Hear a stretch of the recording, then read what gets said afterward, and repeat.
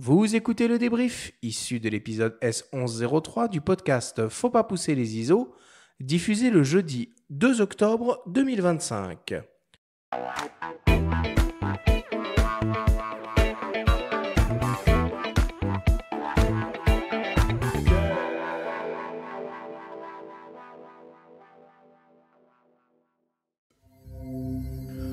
Nous sommes toujours avec Damien Bernal pour notre grande émission dédiée au marché de la photo.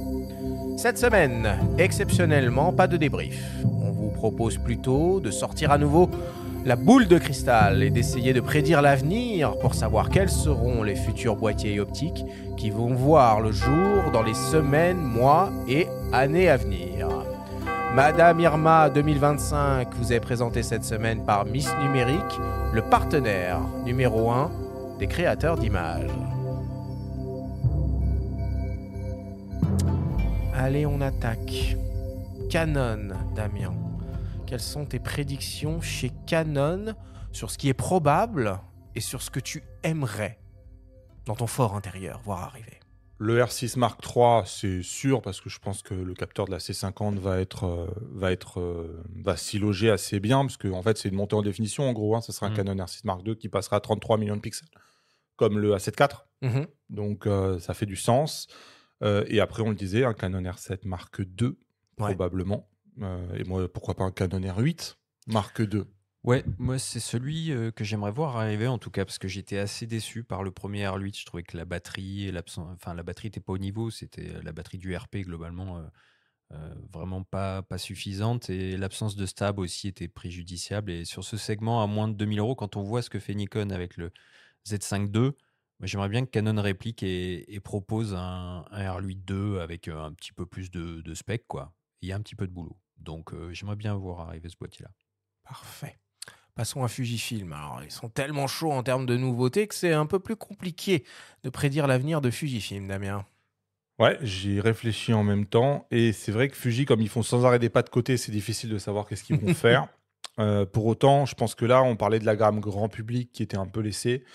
Je pense que ça va commencer à être la bonne année pour renouveler un XH2S qui commence à dater. Benjamin ? Ouais, même les XH2 de manière générale. Mais après, je regarde moi plutôt du côté GFX. J'ai apprécié le lancement, l'initiative du GFX 100 RF. Là, pareil, quand même, à l'usage, l'absence de stab peut être préjudiciable, surtout avec autant de pixels au compteur. Donc, Et tu sais qu'ils savent le faire, en plus. voilà, ils savent très très bien le faire sur leurs hybrides de GFX. Puis moi, sur les hybrides GFX, j'ai un chouchou depuis longtemps, c'est le GFX 50R, qui est donc une version qu'on va qualifier de semi-télémétrique. C'est un peu le XE du GFX, voilà, avec le viseur placé sur le côté. Et j'aimerais bien qu'ils fassent une version un petit peu modernisée avec le capteur de 100 millions de ce boîtier-là. Ouais, puis je pense qu'il y aura un Eterna APS-C. Exactement. Ah oui, alors ça, oui, absolument. Les IK, plus facile à prédire, moins de surprises. On attend le Q3 monochrome et potentiellement M12. Est-ce que vous voyez d'autres choses dans le viseur ? Non, pas vraiment. Qu'est-ce qu'on pourrait voir arriver un nouveau CL, un PSC. Oui, APS-C, CL c'est ça. APS-C, ouais. Ouais, mais à part ça, non, c'est relativement écrit pour les gars. Chez Lumix, Damien. Eh ben, on attend ce S1H dont on a parlé pendant S1H2 l'émission. Et des renouvellements optiques. Je pense que là, maintenant, leur 24-70 a plus ou moins été renouvelé avec le 24-60, on peut dire. Oui, c'est vrai. Mais il y a un 70-200 qui est trop ancien, il y a un 24-105 qui est trop ancien, il y a un 16-35 qui, je crois, n'existe pas. Si. S'il existe. Il y a un 1635 F4. Mais 2.8. Qui est badge Leica. Après, effectivement, en 2.8, il y a un 1628 Sigma. Donc, chez Lumix, non, il n'y a pas d'équivalent. Je pense quand même que toutes ces optiques-là, il y a du boulot. Ouais. Oui, c'est vrai. Moi, j'aurais un souhait. On a beaucoup parlé de compacts experts pendant l'émission. Je trouve que Lumix, ils avaient une belle série de compacts que j'aimais bien. Moi, c'était les LX100. J'aimais aussi beaucoup la compacité du GM5, de leur petit boîtier Lumix GM qui était très fun, très sympa. Et le S9 a du charme, il a certains atouts. Donc moi, j'aimerais bien, en gros, un espèce de mix. On prend ces trois-là, on les met dans un mixeur et on sort un compact expert un peu détonnant. Ils auraient la capacité de le faire. Après, est-ce qu'ils existeraient sur ce marché-là? Ça, c'est peut-être plus compliqué. Mais avec leur savoir-faire en matière de lutte, le nouvel AF, etc., je pense qu'il y aurait peut-être une petite carte à jouer. Est-ce que vous croyez qu'avec le renouvellement intégral de la série S1, les séries S5 risquent de disparaître ou est-ce qu'elles vont avoir des nouvelles générations qui vont arriver sur cette gamme-là, du coup, plus compacte, quoi, Ouais, plus légère? j'étais en train d'y réfléchir et justement, elle est compliquée leur gamme, hein. Ouais, Je bah oui, trouve c'est que pas et Sony facile, ouais. aussi est un peu prisonnier d'une gamme très complexe. Et là, c'est pareil. Comment faire évoluer un S5 II alors que tu viens de sortir un S5 2E? Ouais. C'est compliqué, ouais. Bah, peut-être qu'ils Pourtant, vont repositionner les S5 sous les 2000 euros, quelque chose comme ça, mais c'est pas très clair, hein, c'est sûr. Pas évident. mais oui, ça aurait du sens de faire un S5 III. Nikon, désormais.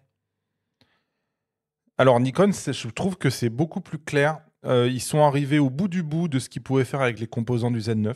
Ils les ont déclinés, on peut plus c'est bon, on peut plus rien décliner. Donc Z9 II, maintenant, Ils ont fait- changer de génération. Ils ont fait évoluer les firmware comme jamais et Ouais. franchement bravo à eux parce que Ah ouais. c'est impressionnant ce qu'ils ont fait. Le mode oiseau, tout Mais ça, là c'est bon, chouette. je pense que tous les composants sont rincés.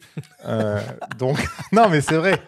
Donc je pense que là maintenant il faut passer au Z9 II Ouais. et qui va ensuite décliner toute la gamme.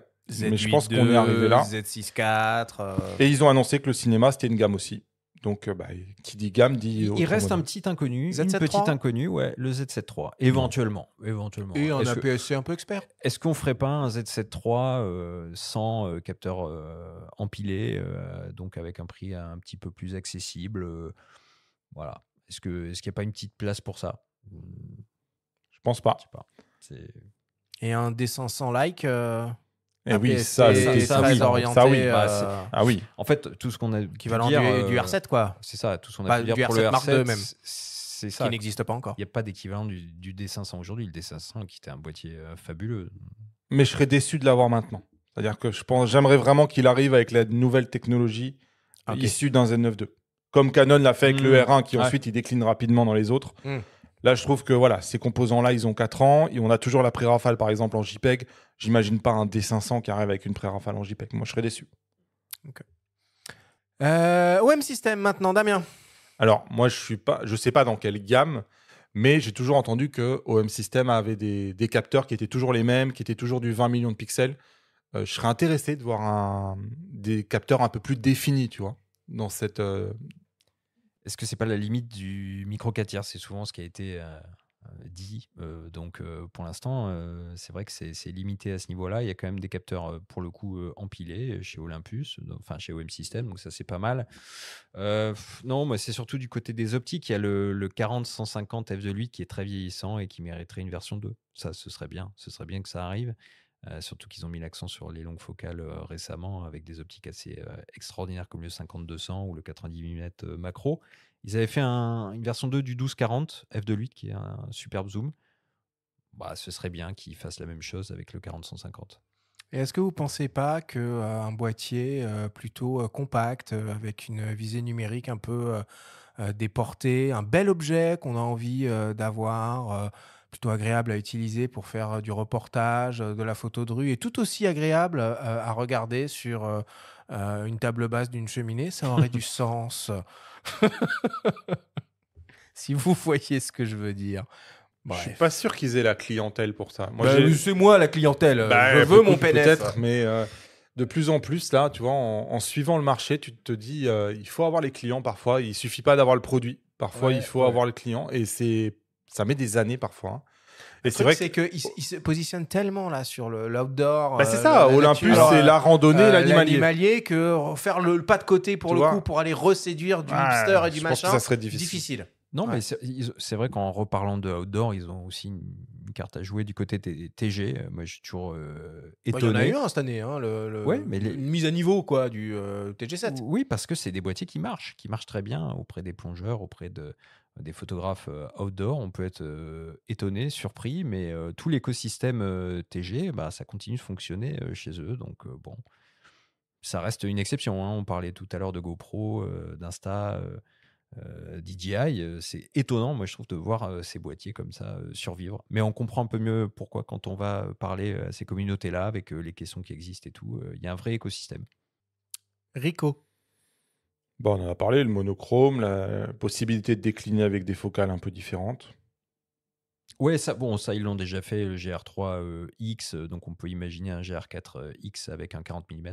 On peut Ça. imaginer que ça va arriver, ce serait la logique. Comme fait Leica avec les 28 mm et les 43 mm sur les culs. Donc ça, c'est fort probable. Et oui, bah c'est ça, le GR monochrome, hein, ça va revenir régulièrement. Ils finiront par le faire, ce serait bien. Sigma. Alors, on a évoqué un hybride APS-C en monture L. Mais mis à Ouais. part ça. Mais Sigma, ils arrivent à un point où ils ont tout La fait. gamme, elle est vénère quand Eh même en ouais, optique. ils hein. ont tout fait. Ouais, c'est un peu énervant. Parce On qu'en fait de la G2, Ah. quoi. On fait de seconde génération maintenant. Ouais, mais même la G2, ils commencent à l'avoir bien attaqué, tu Ils ont vois. fait le 35.1.2 là récemment. Attention, c'est pas G2 hein, chez Sigma. Non. Oui, seconde génération. Ok. On a, en tout cas, on a eu le 2470 V2. Bon, on a eu le 70-200 V2 qui était un V1, mais bon, qui a tardé à venir. Bah, le 150-600, ils peuvent éventuellement faire une V2. C'est une très belle optique qui commence à être un petit peu encombrante peut-être. J'aimerais bien voir arriver un 105 1.4 qui était une magnifique optique réflexe chez eux. Macro, non? Un peu? Non, pas Pas du du tout. Pas du tout. Ah, pour le portrait. Optique à portrait. Ok. Par contre, ce qu'ils ont fait là, le 135 1.4, j'attendais un 135 f1 lui, je trouve que c'est des zooms, des optiques extraordinaires à chaque fois. Là, ils sortent un 135 f1.4, on peut rien dire, c'est-à-dire que ils font mieux même que ce qu'on aimerait. Donc, Est-ce qu'ils vont pas pousser sur les gros télés là après le 200, on fait un 400, on fait un 600, on fait un 800? Je sais pas. Ouais, mais effectivement, tu vois, en réfléchissant, le macro, il faudrait le renouveler. Ils n'ont pas de 200-800. Tu vois, je les verrais bien. Et ils ont un 85 1.4 qui est le plus compact du marché, qui est Ah ouais. très très bon, mais qui est vieux maintenant. Sur lequel ça aurait du sens d'avoir une nouvelle version. Bon. Sony, la liste est longue. Waouh, Sony. Allez, Damien, tu commences. Sony a tout à faire. Mais évidemment, les deux boîtiers les plus attendus, c'est le Sony A7 V, qui doit revenir dans le coup, notamment en proposant une rafale plus rapide, un capteur qui n'a pas de recadrage en 4K 60. Je pense que, en tout cas, pour moi, ce seraient les deux objectifs principaux. Tu vois, s'il n'y avait pas ça, ça serait compliqué. Évidemment, tout le monde attend une FX3.2 sans sachant quoi mettre dedans, tu vois, parce que la FX3 continue d'être dans le coup. Mais évidemment, on attend du suréchantillonnage, on attend du RAW, on attend pourquoi pas de l'open gate. Il y a quand même des choses à faire. Et après, évidemment, à partir de là, c'est comme pour Nikon tout à l'heure, on peut décliner. Hein. Oui, donc Alpha 7 S4, on ose encore en parler, l'imaginer. Je sais pas, c'est encore du son cette gamme-là. Hein. Moi, je pense que ça devient compliqué. Ouais. J'imagine plus une FX, FX3.2 sur lequel tu aurais une option viseur, tu vois. Ouais. Sur la grille flash, là, tac, tu peux mettre un viseur si tu en as besoin, mais c'est vrai que la 7.4, je pense que c'est compliqué. Et pour terminer, Tamron. Bon, là, on en a pas mal parlé pendant l'émission. Un 150-600 version hybride, ce serait quand même sympathique. J'étais un grand fan de la version G2 sur les réflexes. Et je trouve que ça aurait complètement sa place dans leur gamme. Ouais, puis j'aimerais bien voir Tamron aussi s'intéresser au monde de la vidéo. Sigma, on n'en a pas beaucoup parlé, mais lance des produits vidéo qui sont quand même, notamment ces zooms autofocus, qui sont particulièrement innovants. Ouais, c'est vrai. Ça serait cool de voir Tamron s'intéresser à ce milieu-là. Bon, allez, on conclut là-dessus. Merci Damien, merci Benjamin pour ces magnifiques prédictions.